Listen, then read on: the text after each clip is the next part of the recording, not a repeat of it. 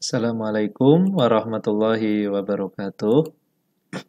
Selamat siang teman-teman semuanya. Ya, karena rekaman ini dilakukan waktu siang hari ya. Pada hari ini kita akan membahas terkait dengan consumer perception. Ya, ini pada mata kuliah perilaku konsumen kelas A, B, C, dan D. Ya, jadi sebenarnya ini sederhana ya, kita berbicara terkait dengan persepsi gitu.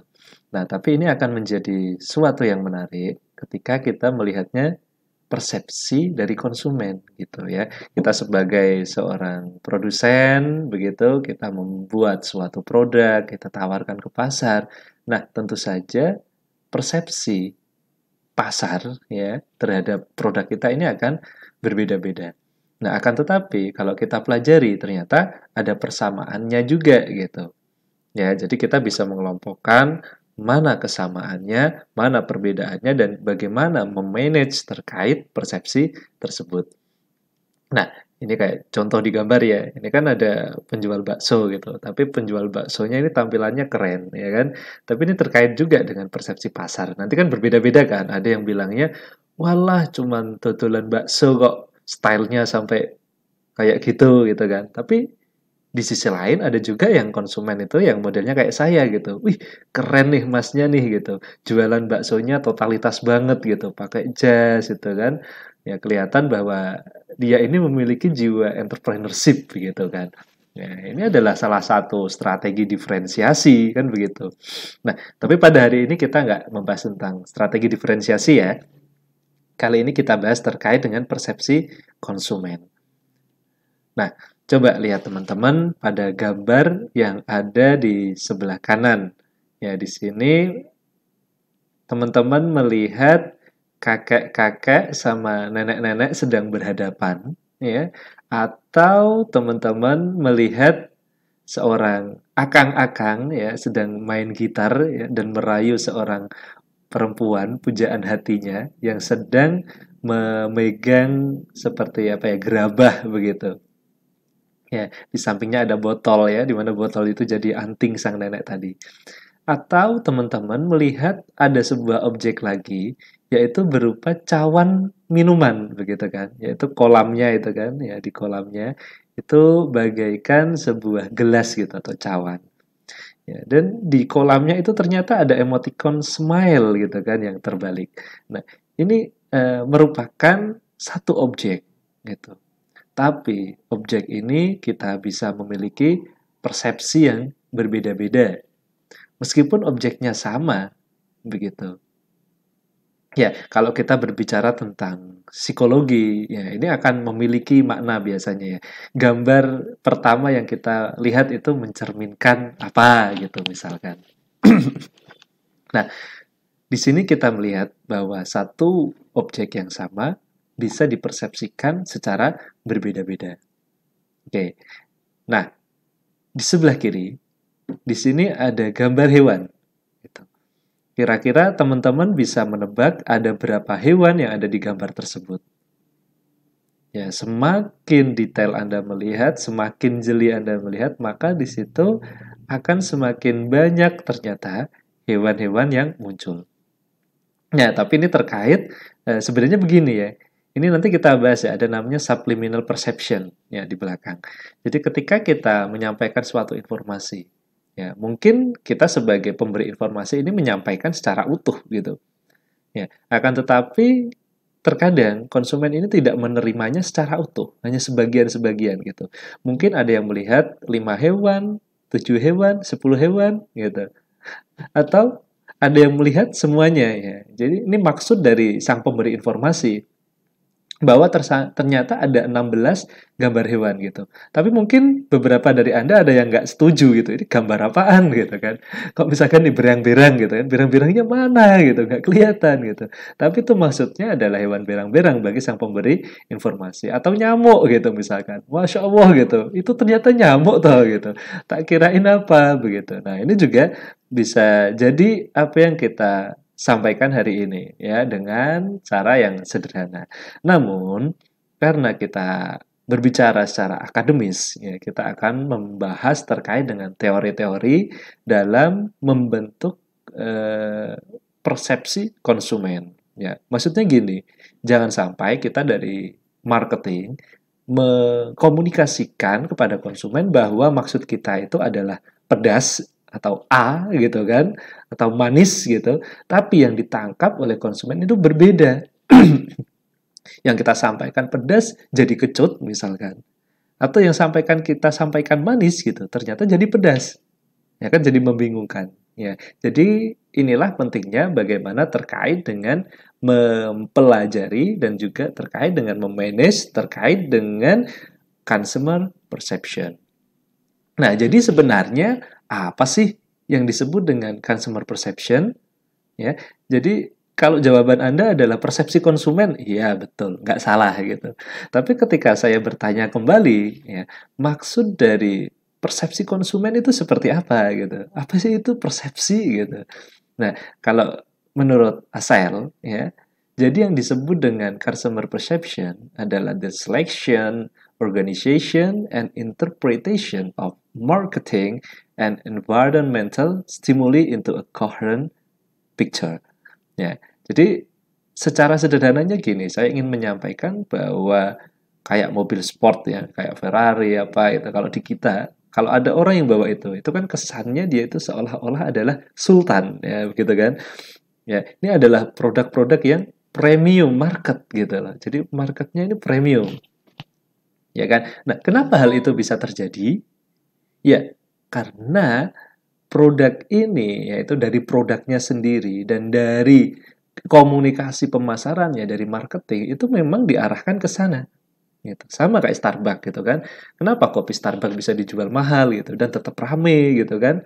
Nah, kenapa? Karena di sana juga sudah dibentuk marketnya sendiri gitu kan. Ya, jadi untuk kita ke Starbucks itu bukan hanya sekedar haus gitu. Ada experience yang diberikan di sana gitu kan. Terus kemudian untuk meeting kadang kan yang kita kerjanya freelance nah kan. Nah, ini menjadi sesuatu yang berbeda gitu. Makanya sama-sama ngopi misalkan di Burjo gitu kan.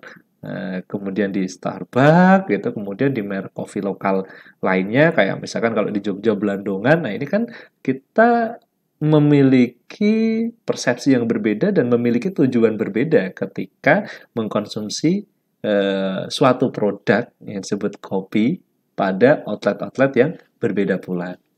Nah, ini adalah hasil dari pembentukan consumer perception ya. Jadi intinya itu adalah prosesnya di mana ketika kita menseleksi informasi, mengorganisasikan informasi, kemudian kita interpretasikan dari apa yang disampaikan oleh marketing ya dan juga stimulus-stimulus yang diberikan oleh marketing sehingga membentuk suatu gambaran utuh gitu ya. Di mana gambaran utuh inilah yang disebut dengan persepsi. Nah, kemudian seperti kita ketahui bahwa adanya persepsi itu terbentuk dari adanya sebuah stimulus.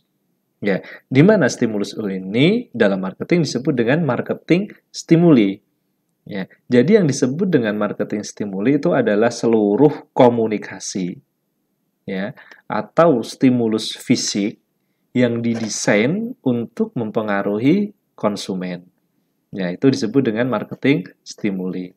Nah, stimuli tersendiri ya itu dibagi menjadi dua, yaitu ada stimulus primer atau disebut sebagai intrinsic stimulus ya, atau stimulus sekunder ya, atau disebut dengan extrinsic stimulus. Nah, untuk stimulus primer ini terkait dengan produk itu sendiri, yaitu dari produk dan juga komponen-komponennya. Mulai dari kemasan, konten produk, properti fisik, dan sebagainya. Nah, sedangkan untuk stimulus sekunder atau ekstrinsik, ini merupakan stimulus tambahan yang memang di-create oleh marketer gitu. Seperti desain komunikasi. Ya, di mana desain komunikasi ini di dalamnya ada kata-kata, ya, tagline, ya, lagu, ya, dan word-word lainnya begitu. Kemudian juga gambar-gambar, ya, simbol-simbol, ya, video, kemudian ada harga, ada outlet atau tokonya, dan juga marketing itu sendiri juga bagian dari stimulus sekunder gitu. Atau misalkan sebuah konsep produk gitu yang disampaikan ya melalui stimulus sekunder ini juga merupakan marketing stimuli yang sekunder. Nah, jadi kita sebagai seorang marketer ketika memasarkan produk antara stimulus primer dan stimulus sekunder ini harus kita berjalan secara bersamaan. Begitu ya, teman-teman ya. Nah, terus kemudian eh, karakteristik dari stimulus itu sendiri ini didasarkan pada sensory elemen. Ya, sensory elemen ini terkait dengan panca indera manusia. Yang pertama adalah visual, ya. Nanti dari visual ini adalah indera penglihatan, di mana indera penglihatan ini akan menciptakan persepsi warna bagi konsumen.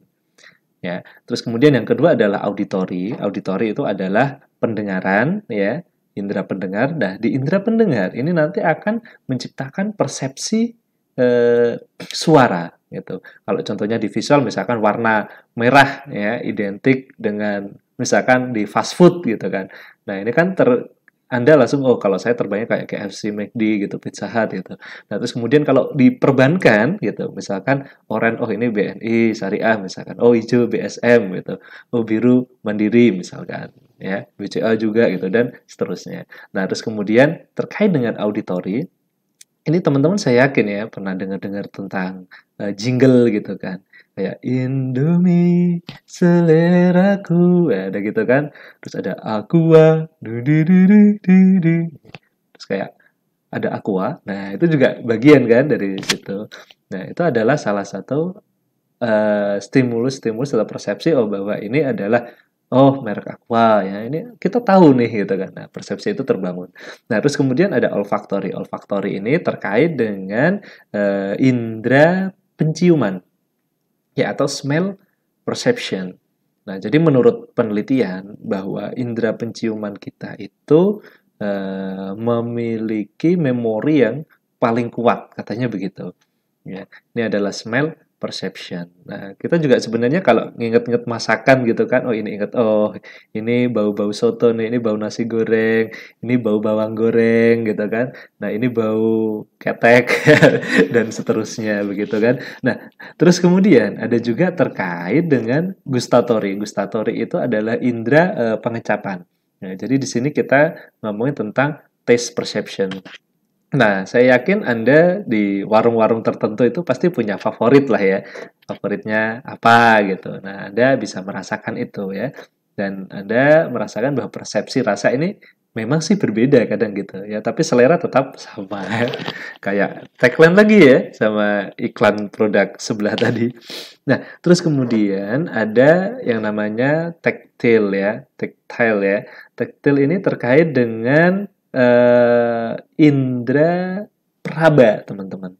Ya, jadi terkait dengan feel perception gitu ya. Kita merasakan ya hal-hal yang bisa kita sentuh gitu kan. Kalau misalkan beberapa perusahaan yang menerapkan namanya sensory marketing ya. Sensory marketing ini merupakan suatu strategi pemasaran di mana strategi pemasaran ini mencoba untuk menyentuh panca indera manusia. Ya, jadi semakin lengkap panca indera yang disentuh, itu akan semakin kuat ya experience konsumen.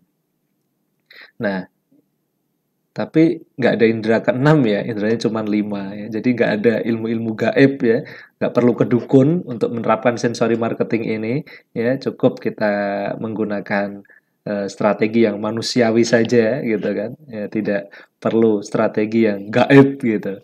Nah, ini ada contoh ya kayak McD, kok McD. Ini ada contoh dari Dunkin Donuts ya dan juga Starbucks gitu. Terus kemudian ada Singapore Airlines. Nah, mereka juga menerapkan sensory marketing ini. Nah, mungkin pernah kita singgung sebelumnya ya untuk video yang ada di Dunkin Donuts itu ya terkait dengan bagaimana dia iklan di radio gitu ya pakai jingle gitu kan untuk di bis umum gitu kan. Kalau di sini ya Trans Jogja gitu misalkan. Terus kemudian diberikan semprotan pewangi kopi ya.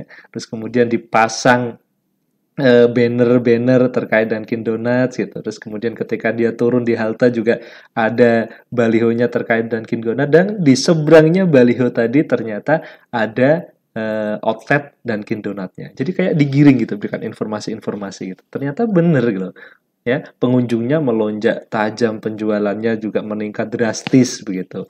Nah, ini adalah aplikasi dari sensory marketing ya. Terus kemudian kita ingin ngomongin salah satu dalam sensory marketing tadi terkait dengan visual. Ya, visual ini ada salah satu karakteristiknya di dalamnya ada warna ya. Jadi pemilihan warna ini memiliki filosofis ya atau makna yang berbeda. Dan jangan salah gitu bahwa di tiap daerah ya, di tiap negara bisa saja warna ini memiliki arti yang sama gitu, apa yang beda gitu ya. Meskipun ada beberapa yang sama, tapi ada yang maknanya berbeda begitu. Ya, seperti warna merah gitu. Ya, kalau di barat, di Jepang ya, di Timur Tengah ini sama-sama ya terkait dengan bahaya gitu, kemarahan gitu kan. Akan tetapi di China beda ya, terkait dengan joy ya atau festive occasion. Ya, ini berbeda loh gitu. Atau ada lagi yang lain nih seperti putih gitu. Nah, putih di barat itu terkait dengan purity ya atau kemurnian ya kan.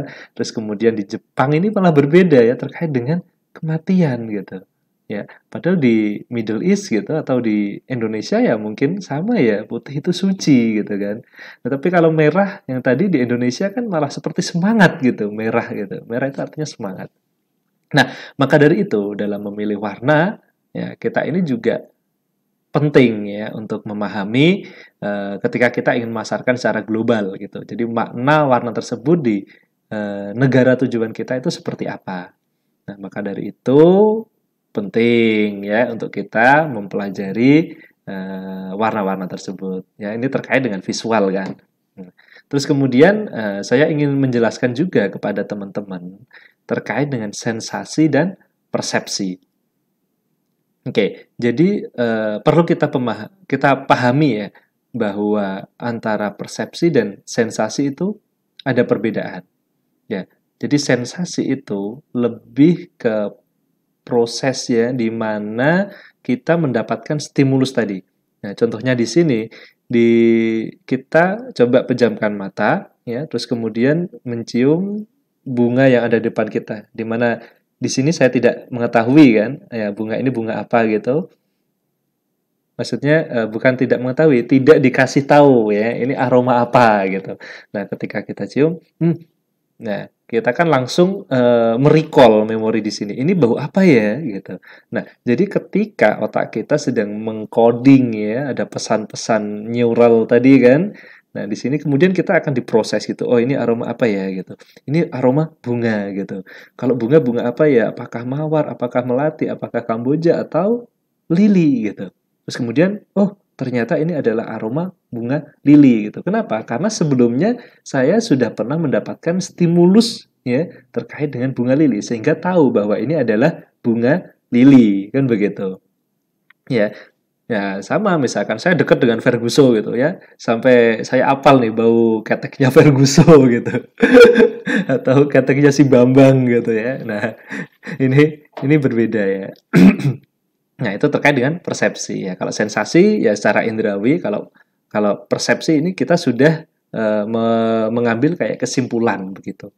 Nah, kemudian saya juga ingin menyampaikan kepada teman-teman terkait dengan salah satu teori yang membahas terkait dengan stimulus tadi. Ada namanya teori SOR ya. SOR itu singkatan dari stimulus organism respon yang dikemukakan oleh Mehrabian dan Russell ya pada tahun 1974 ini. Ya, siapa tahu ini bisa jadi salah satu grand teori ya di skripsi teman-teman. Nah, jadi eh, stimulus ya atau tadi ya ada primer ataupun sekunder. Nah, ketika marketing memberikan stimulus kepada konsumen ya di mana konsumen itu menjadi organisme ya organisme ini ya orangnya gitu kan. Kemudian nanti akan memproses gitu di otaknya gitu, diproses terkait dengan informasi-informasi yang diberikan oleh marketing, promo, diskon, penawaran dan lain sebagainya sehingga nanti konsumen ya sebagai organisme tadi itu akan memberikan suatu respon. Ya, apakah responnya itu dia menerima produk tersebut atau menolak produk tersebut gitu. Yang nantinya dia mau beli atau malah dia itu menjauh dan nggak mau beli. Nah, inilah yang digambarkan oleh teori stimulus organism respon. Nah, selain ada teori SOR ini, kita juga perlu memahami ya bahwa ada yang namanya triune brain theory. Ya, teori ini dikemukakan oleh Paul D. MacLean, di mana Paul D. MacLean ini dia eh, menyampaikan bahwa model evolusi otak manusia itu ada 3 fase gitu. Ya, ada 3 bagian. Yang mana bagian yang merah atau yang bawah ini disebut dengan R kompleks ya atau eh, cortex gitu atau ada yang menyebut juga otak reptil gitu. Ya, maksudnya otak reptil ini tuh dia cara kerjanya itu terkait dengan survival state gitu. Jadi terkait dengan eh, apa ya? Untuk survive gitu ya. Jadi kayak membuat kita ini tetap hidup gitu loh. Jadi kalau kita lihat di teori hierarkinya Maslow, ini tuh bagian yang paling bawah gitu ya, fisiologis atau fisik gitu kan. Kalau dan cara proses kerjanya pun simple gitu. Ya, misalkan lapar langsung makan gitu. Haus minum ya kayak gitu.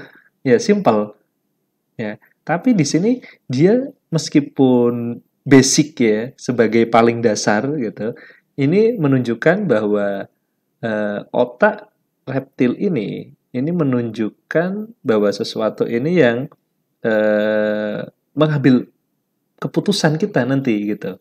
Ya, jadi makanya gitu kita melihat ya bahwa hewan-hewan reptil ini ya dia ini kan yang penting survive ya meskipun dia memakan temennya makan temen gitu kan dia ini juga nggak masalah gitu ya mungkin berbeda ketika ini adalah hewan mamalia. Nah hewan mamalia ini bentuk otaknya itu yang biru itu ya ada tambahan yang biru nih maka dari itu ya atau otak mamalia namanya atau bahasa ilmiahnya limbic system gitu kan. Nah, di limbic system ini sudah memproses emosi gitu kan. Maka dari itu kita lihat ya biasanya hewan mamalia ini eh, kayak memiliki emosi ketika dia mau menyusui anaknya, ya kan mau merawat anaknya, ya kan. Terus kemudian jarang ya hewan mamalia ini makan temen gitu ya ada gitu kambing makan kambing gitu kan nggak ada juga kan ya nah ini agak ada perbedaan ya begitu nah bahkan kemarin tuh lihat video ya ada kucing yang tertabrak di tengah jalan ya terus kemudian ada seorang relawan yang ngambil kucingnya dan ditaruh di samping jalan gitu kucing-kucing lain pada menghampiri gitu dan saya juga pernah dengar ya teman saya nih ya orang Lampung gitu. Tapi saya nggak tahu nih ini kebenarannya kayak gimana gitu. Tapi katanya gajah-gajah liar ya itu tuh kayak tiap tahun atau apa gitu ya. Katanya dia itu akan kembali ke daerahnya gitu ya. Ke tempat di mana orang tuanya meninggal dulu gitu ya. Tapi ini nggak tahu nih. Ini nggak ilmiah nih. Tapi ini bisa kita jadikan kayak contoh ya terkait dengan emotional state gitu. Nah, kalau di hierarki Maslow ya jelas ya kebutuhan akan adanya cinta gitu kan, am I love gitu kan. Nah, ini bagian-bagian dari uh, ini emotional state gitu. Nah, jadi maksudnya kalau dalam marketing ini seperti apa? Nah, ini terkait dengan kesukaan kita gitu loh. Kita suka nggak sama produk tersebut gitu. Ini nanti juga akan menentukan keputusan pembelian. Nah, kemudian yang ketiga, ini disebut dengan prefrontal lobes ya atau neocortex atau ya ini adalah suatu otak neomamalia gitu. Dia bilangnya begitu. Dan yang ada ini hanya manusia ya, di mana ada otak kanan dan juga ada otak kiri. Ini terkait dengan pembelajaran begitu kan. Nah, kalau dikaitkan dengan marketing, jadi begini, segala aspek dan informasi yang berhubungan dengan pengambilan keputusan, informasi ya, ini bagus, ini kurang bagus gitu. Ini ada promo, ini enggak, ini cocok sesuai ukuran dan seterusnya. Pokoknya yang logis-logis begitu, ya. Terus kemudian oh warnanya matching dan seterusnya ya. Itu diproses di neokortex. Nah, kemudian dari neokortex tersebut akan dilanjutkan di limbic system ya. Jadi percuma kalau misalnya ini yang sebenarnya paling oke nih gitu, tapi saya nggak suka gitu. Akhirnya kan jadi dibeli juga ya. Ini nanti terkait itu ya, di limbic system ini akan diambil mana yang disukai oleh konsumen. Nah, setelah itu keputusan ya ini produk berbahaya atau enggak dari diri kita gitu kepada diri kita ya. Di sini ruang lingkupnya adalah yang otak reptil tadi.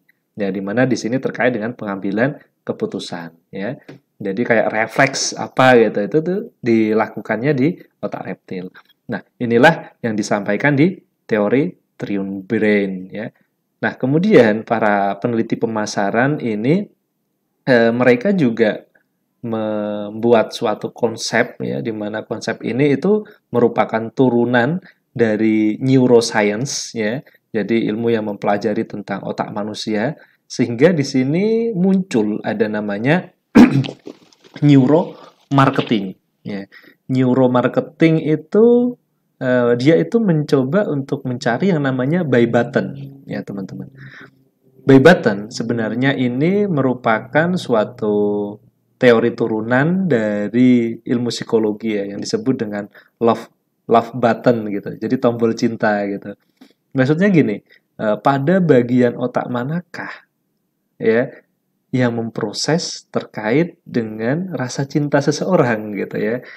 Kalau kita melihat ini nih, oh orang yang kita sukai lewat gitu kan, tiba-tiba deg-deg pure gitu kan. Nah itu ketika di scan ya pakai fMRI gitu, dia akan ketahuan nih bagian otak-otak mana yang teraliri oleh cairan-cairan tertentu gitu kan, ya seperti itu kalau di fMRI itu akhirnya muncul gitu warna-warna tertentu gitu. Nah berarti di bagian otak tersebut itu yang memproses informasi terkait dengan rasa cinta tadi. Nah, harapannya di ilmu marketing tadi juga begitu gitu. Jadi, stimulus seperti apa yang bisa mengaktifkan sel-sel otak yang terkait dengan buy button gitu. Sehingga ketika stimulus tadi diberikan, orang ini nanti kemudian wah langsung seperti dipencet tombol belinya gitu. Jadi langsung ingin beli produk. Nah, namun terkait dengan ilmu neuromarketing ini masih pro dan kontra, teman-teman. Iya, kenapa? Karena terkait dengan apa ya etika lah begitu ya. Bayangkan kalau misalkan akhirnya ditemukan benar-benar buy button ini gitu. Jadi konsumen itu ya layaknya hanya robot saja gitu. Ketika kita kasih stimulus, kita pencet tombolnya, tes gitu. Akhirnya dia beli ya kayak dihipnotis begitu. Nah, ini juga makanya ini jadi sebuah sesuatu ilmu yang pro kontra begitu. Nah, harapannya sih digunakan untuk ke arah-arah positif. Nah, ini sebenarnya dulu saya mengajukan ini juga untuk tesis saya sih, tapi karena terkait dengan instrumen pengukuran, akhirnya saya turunkan ya tesis saya itu ke sensory marketing ya, yang bisa dilakukan secara persepsional gitu, atau misalkan pakai eksperimen mungkin jauh lebih oke gitu.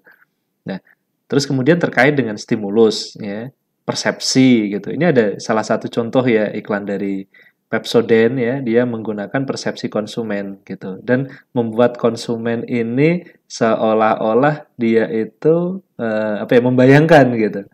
Bagaimana sih rasanya ketika sakit gigi atau mulut nggak nyaman gitu kan. Makanya Apul pun jadi seram gara-gara mulut tak nyaman gitu. Maka pakailah Pepsodent Herbal misalkan. Nah, itu adalah salah satu stimulus yang diberikan marketing terkait dengan eh, persepsi konsumen.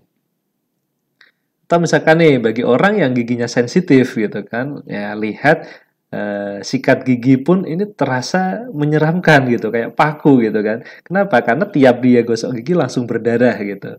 Maka dari itu pakailah kayak Sensodyne yang khusus gigi sensitif kan begitu. Nah, itu adalah salah satu contoh mempermainkan persepsi untuk eh, pengkomunikasian suatu produk begitu. Nah, terus kemudian yang perlu kita ketahui lagi terkait dengan stimulus itu terkait dengan struktural elemen ya, elemen struktural di mana size is matter gitu kan. Ya, size is matter. Jadi ukuran ini penting juga gitu loh. Ya, the larger the egg, the better exposure is gitu ya. Jadi semakin besar itu juga semakin bagus ya. Tapi ya nggak over juga kali kan gitu ya. Nah, untuk ukuran misalkan ini maksudnya ukuran yang di baliho kayak gitu kan, ukuran iklan yang ketika kita membuka di laptop gitu kan, pakai buka blog gitu, buka website apa gitu, nanti muncul iklannya. Semakin besar itu akan semakin mendapatkan exposure dari audiens kan begitu. Nah, terus kemudian ada juga position in the media gitu. Jadi posisi dia di media itu seperti apa ini juga penting. Ya kalau di media elektronik ya kayak misalkan rating ya, rating TV ya, rating acara, terus kemudian apakah dia menjadi trending topik gitu kan. Ya kalau dia itu modelnya ada dikasih bintang testimoni ya, bintangnya semakin banyak semakin bagus gitu kan. Terus viral ya, kalau produknya itu viral ya semakin bagus juga gitu kan posisi di medianya. Nah, sedangkan kalau untuk media cetak gitu kayak misalnya majalah, koran, nah biasanya di bagian cover ya yang paling depan itu eh, memiliki dampak yang lebih kuat gitu ya. Terus di belakang juga yang paling belakang gitu atau di tengah-tengah pas gitu. Makanya kita bisa melihat ya biasanya kayak majalah itu yang paling depan, belakang terus tengah itu kayak spesial gitu kan. Nah, kalau yang lain-lain ya biasa bisa gitu.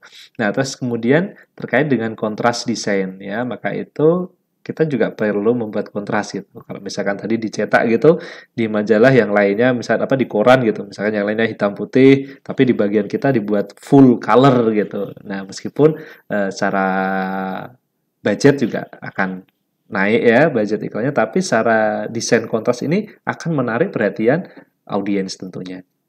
Nah, terus kemudian juga terkait dengan novelty design ya. Novelty design itu adalah kebaruan desain gitu. Ya kayak dulu itu ya kayak Adidas Yeezy kayak gitu kan itu sempat viral gitu kan. Ketika yang lain sepatu-sepatu tuh biasa itu sepatu yang kayak nyambung kayak kaos kakinya gitu ya. Kalau nggak salah begitu ya. Coba nanti bisa dibenarkan nih di kolom komentar nih kalau kurang pas nih. Nah, atau misalkan di bagian mobil dulu kan, ya dulu itu mobil itu kalau Anda lihat mobil-mobil kuno itu awalnya besar-besar gitu kan, gede-gede terus kemudian kayak Ford itu buat mobil yang kecil gitu, ya atau VW itu buat model yang unik gitu kan. Kalau sekarang kemarin itu ya kayak expander gitu kan. Kalau dulu kan modelnya kayak Avanza gitu, kemudian expander turun langsung bus gitu kan. Nah, kalau di LCGC ya mungkin kayak Brio gitu kan. Kalau yang lain modelnya begitu, Brio turun, udah dia nguasain pasar gitu. Makanya sempat jadi produk terlaris kan begitu. Nah, ini seperti size ya ukuran. Makanya biasanya itu kalau kita mau sewa baliho, semakin besar itu semakin mahal ya. Tapi juga terkait dengan posisinya ya, lokasinya gitu. Lokasi itu juga menentukan harga ya. Baliho ini harganya murah atau mahal. Ya, tapi ini iklannya lucu ya, kayak sindir-sindiran ya. Ini iklan XL ngasih harga sekian gitu, kemudian simpati ngomong tetangga sebelah gitu. Ngomongnya paling murah ternyata tarifnya ribet ya, jaringannya terbatas gitu. Ada juga ya ide kayak gini. Ini marketingnya kreatif nih ya. Nah, terus kemudian ada dua karakter penting dalam menetapkan stimulus untuk membangun persepsi konsumen. Yang pertama yaitu kemampuan mendiskriminasi antar stimulus. Maksudnya begini, kita sebagai konsumen nih misalkan ya, itu kan tiap harinya mendapatkan banyak sekali informasi iklan-iklan terhadap suatu produk. Nah, akan tetapi di sini kita perlu memahami bahwa eh, kita gitu sebagai konsumen tadi itu kan bisa membedakan kan stimulus-stimulus A itu ini iklan sampo, ini iklan sabun, ini iklan makanan, ini iklan motor dan seterusnya gitu. Kita bisa menangkap itu. Nah, ini adalah kemampuan mendiskriminasi atau misalkan dalam satu lini perbankan gitu. ya. Dari jauh gitu kita melihat ada warna biru, hijau, oranye ya kan, dan kuning misalkan. Setelah itu kita bisa mempersepsikan bahwa itu adalah bank apa. Nah, itu adalah kemampuan mendiskriminasi antar stimulus. Nah, terus kemudian ada juga kecenderungan untuk menggeneralisasi dari satu stimulus dengan stimulus lainnya. Nah, ini juga penting gitu loh. Maksudnya begini, kita melihat suatu, misalnya kita nih masuk ke minimarket begitu atau supermarket gitu. Nah, kemudian kita juga bisa melihat kan bahwa di lorong ini itu adalah produk makanan, lorong ini misalkan produk customer care gitu kan. Misalnya sini ini produk buah apa gitu kan. Nah, terus kemudian kita masuk ke sana ditata-tata gitu kan. Nah, kita juga bisa menggeneralisasikan bahwa produk kita misalkan ini ada berada di lini apa gitu. Ya kan? Atau misalkan begini juga terkait dengan perbankan gitu. Kalau kita ngomongin untuk dari branch-nya gitu, office-nya gitu. Dari kejauhan sebenarnya gitu. Misalkan di antara ruko-ruko gitu. Kita tahu bahwa kantor itu adalah kantor bank, yang kantor yang lain itu misalnya bukan kantor bank gitu. Nah, itu adalah bagian dari menggeneralisasi dari satu stimulus dengan stimulus yang lainnya. Nah, kalau kita bisa menangkap itu, ini sebenarnya sederhana ya secara praktek ya. Tapi secara teori ini memang kita harus paham itu gitu. Nah, maka untuk yang level pembedaan ini ada namanya stimulus discrimination. Nah, stimulus discrimination ini terkait dengan gini nih. Ada namanya threshold level ya. Di teori threshold level ini secara simpelnya itu adalah kemampuan konsumen untuk mendeteksi ya variasi dari cahaya, suara, aroma, ya, warna dan stimulus-stimulus lainnya gitu. Jadi kita akan melihat bagaimana sih konsumen ini bisa melihat gitu loh bedanya begitu kan antara satu hal dengan satu hal yang lain. Nah, saya berikan contoh seperti ini nih gitu. Oke.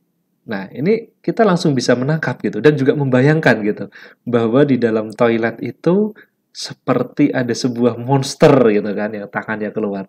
Nah, saya yakin kok gitu. Anda nggak akan apa ya istilahnya menangkap mentah-mentah gitu bahwa benar-benar di toilet tersebut ada monster gitu. Nah kan tapi di situ kita akan memiliki persepsi bahwa toilet ini adalah toilet yang kotor, bau dan seterusnya. Maka dari itu ada iklan nih ya pembersih toilet yang ada di atasnya.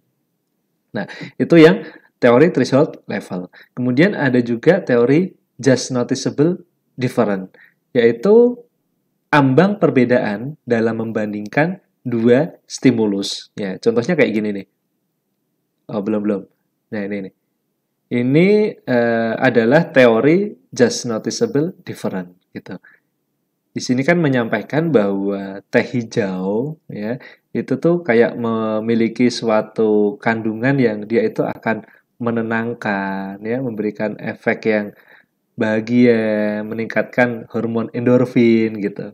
Nah, di sini ingin menyampaikan bahwa semakin hijau yaitu semakin bagus ya gitu. Dan sari wangi ini adalah yang paling hijau gitu. Maka di situ kita bisa melihat pas gelap gitu dia agak marah gitu kan, semakin terang warnanya semakin hijau, di situ dia gambarnya senyum. Nah, ini tadi ada yang kelewat, ini terkait dengan threshold level ketika diterapkan di perbankan ini kayak ini nih, Mega Dana gitu. Dia memberikan bonusnya berupa satu karton Indomie gitu.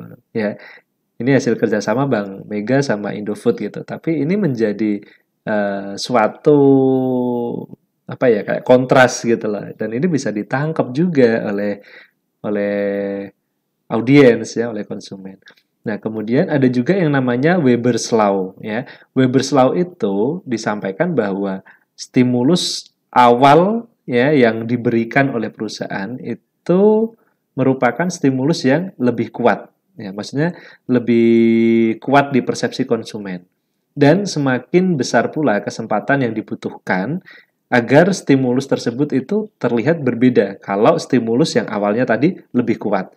Jadi contohnya kayak gini nih, misalkan diskon 10.000 ya, jika stimulus awalnya 100.000, ini kan menjadi sesuatu yang menarik gitu. Oh, ini lumayan nih ada potongan 10.000 gitu dari 100.000. Nah, tapi kalau harga awalnya, stimulus awalnya itu 1 juta gitu, maka kita harus memberikan kesempatan yang harus lebih besar gitu loh. Ya, harus memberikan stimulus diskon yang mungkin lebih besar gitu. Kalau 1 juta, di sini saya kasih potongan cuma 10.000. Ya, ini kan menjadi potongannya cuma 1% aja gitu kan. Jadi kayak kecil sekali begitu. Maka dari itu ini menjadi kurang begitu menarik gitu. Kalau pengen lebih menarik ya kalau dari stimulus awalnya 1 juta, maka kita harus memberikan diskon gitu yang lebih besar gitu. Misalnya 100.000 dari 1 juta, oh lumayan nih gitu kan. Nah, dan seterusnya. Ini ada salah satu contoh misalkan gini nih, teman-teman. Kalau kita melihat saya pribadi ingin menyampaikan gitu, melihat bahwa diskon yang ada di Matahari atau Ramayana 75% gitu dibandingkan diskon misalkan kayak dari Samsung ini 50%, menurut saya menjadi lebih ngefek yang Samsung 50% gitu kalau kalau bagi saya gitu. Ya kan? Kenapa? Karena 50% dari handphone ya kan itu kan nilainya lebih besar gitu. Kalau 75% dari baju juga kurang begitu ngefek gitu. Karena saya melihat seringnya juga diskonnya segitu terus kan begitu kan ya. Ada 70 plus 20%, nah kayak gitu. Ya, harganya pun juga masih masih lumayan gitu. Tapi kalau Samsung misalkan HP-nya sekian, diskonnya segitu kan langsung terasa efeknya. Nah, ini ada kaitannya juga dengan Weber's Law. Nah, terus kemudian ada yang namanya subliminal perception. Jadi, teman-teman, subliminal perception ini terkait dengan ambang perbedaan minimum untuk terdeteksi gitu antara dua stimulus. Jadi ketika kita nanti memberikan stimulus, ya, stimulus ini nanti kita akan melihat gitu ambang perbedaan. Jadi secara sederhana seperti ini nih, persepsi stimulus yang berada di bawah level kesadaran, ya. Jadi kayak di alam bawah sadar gitu loh, diumpetin gitu ya. Kayak kita memainkan alam bawah sadar gitu. Ya, di mana exposure itu mungkin tidak mendapatkan perhatian secara komprehensif gitu. Jadi nggak ditampilkan secara jelas gitu, secara gamblang gitu. Jadi kayak tersembunyi gitu. Ya, contoh-contohnya biasanya itu ada gambar kecil di suatu iklan cetak gitu yang kita untuk menangkapnya itu perlu melihat sesuatu yang detail gitu.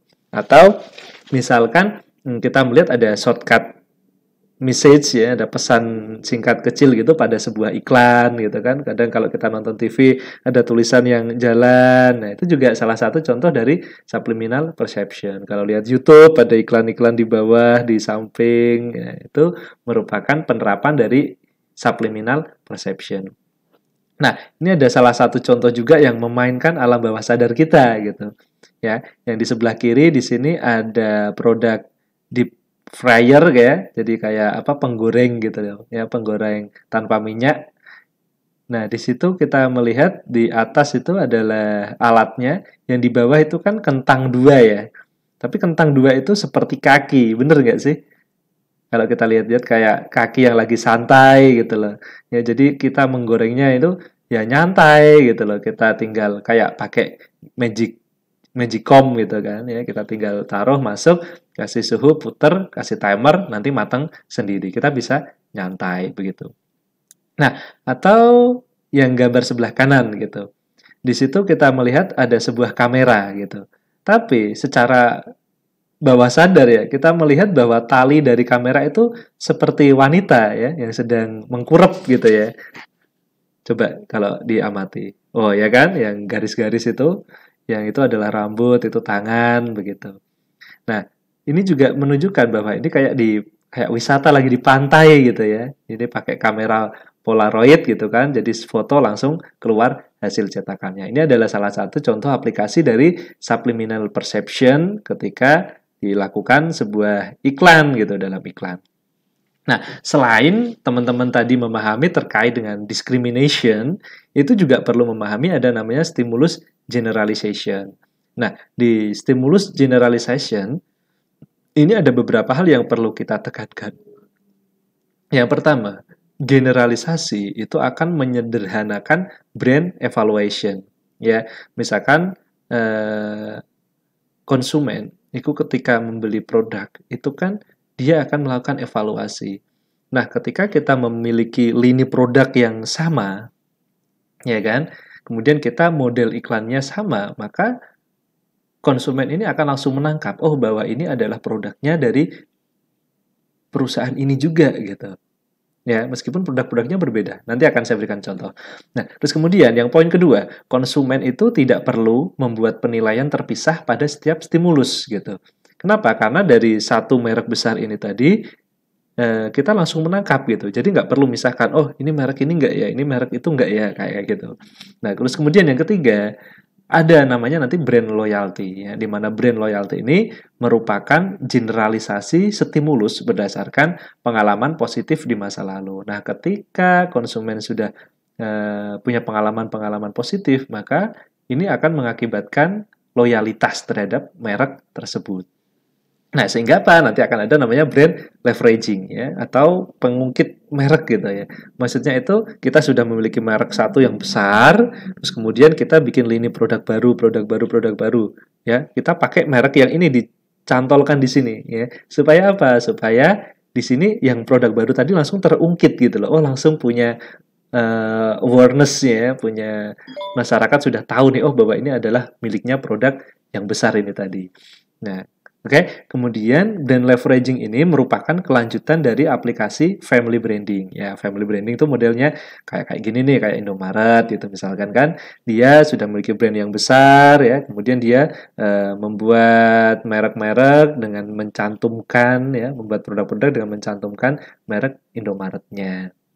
Atau misalkan kayak yang contoh Lifebuoy ini gitu kan ya awalnya misalkan ada sabun Lifebuoy gitu terus kemudian dia bikin juga yang sampo gitu kan terus kemudian produk-produk lainnya. Nah, ini disebut juga dengan model-model dari family branding yang tentunya dimaksudkan untuk meleverage ya merek yang baru begitu.